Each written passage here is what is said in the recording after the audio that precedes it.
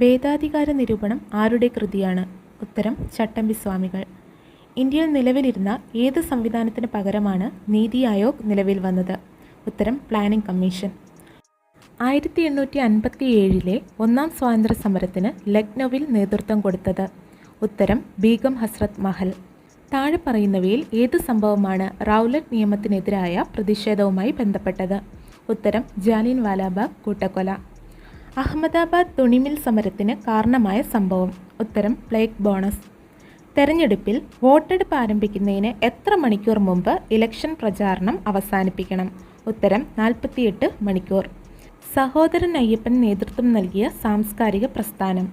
ഉത്തരം വിദ്യാപോഷിണി. കേരളത്തിലെ നിയമസഭാ മണ്ഡലങ്ങളുടെ എണ്ണം? ഉത്തരം 140.